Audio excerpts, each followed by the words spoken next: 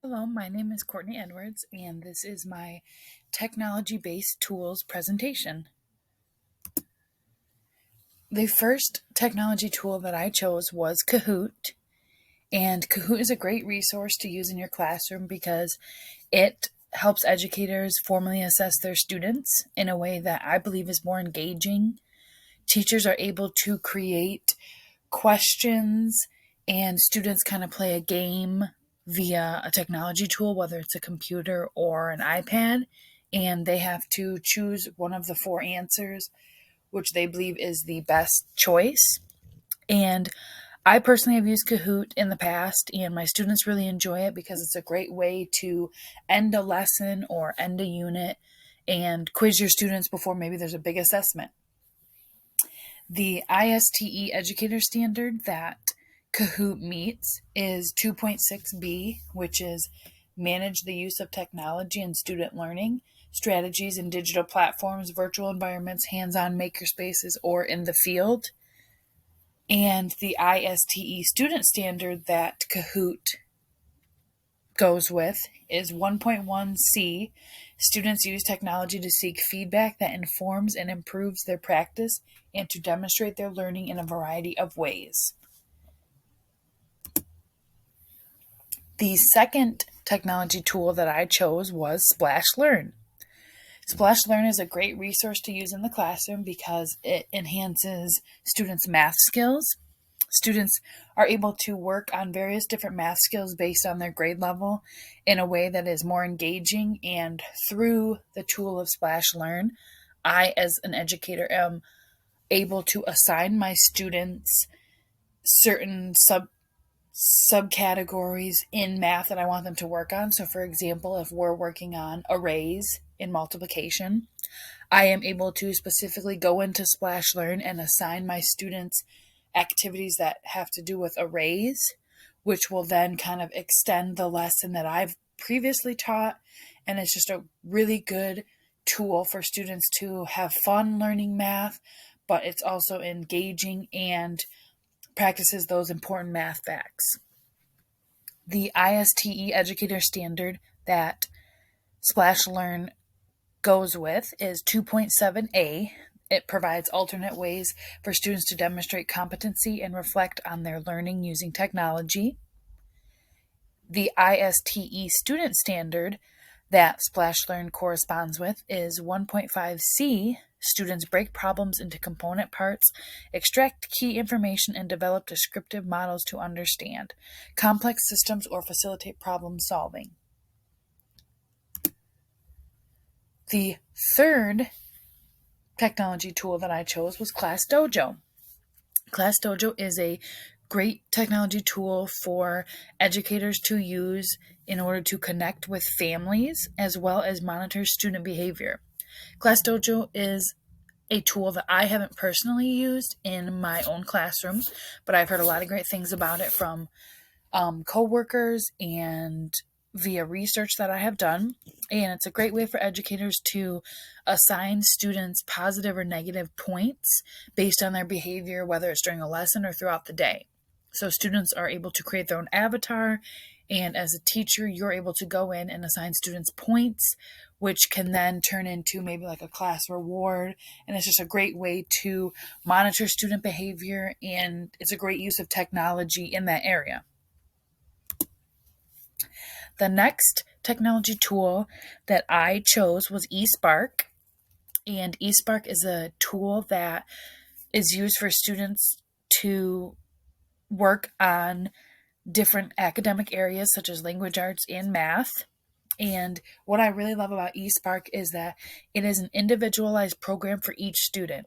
So at the beginning of logging into eSpark, students take a assessment that categorizes them into, okay, these are the areas you need to work on in language arts. These are the areas you need to work on in math. And eSpark tailors an entire program for each student based on their needs, which I personally love because I don't have to go in and specifically assign students assignments that I think they're able to do and they need practice on. eSpark automatically does that for me, and it's just a really good tool to have for students to get that extra practice when you're maybe doing a small group lesson with kids and you want your kids to keep working on skills that they need to practice, this is a great tool to use. Book Creator is the next technology tool that I chose. And Book Creator is a tool that allows educators and students to create books via technology. This is one that I have never used before, but when I was researching for my presentation, I came across Book Creator, and after researching a little bit, it sounded super interesting and super beneficial for students. It is a tool that can get students excited about reading, and it allows for students to create books that they create on their own, whether that's based on like a project you did in class, or say, for example, my students are researching animals, so I have them do an animal research project. All the information they find, they could create it into a book in Book Creator and have that book with them forever. And I really enjoyed this app, and I honestly would like to try and implement it into my classroom when or where I can, because it really could get students excited about reading and really get their creative juices flowing.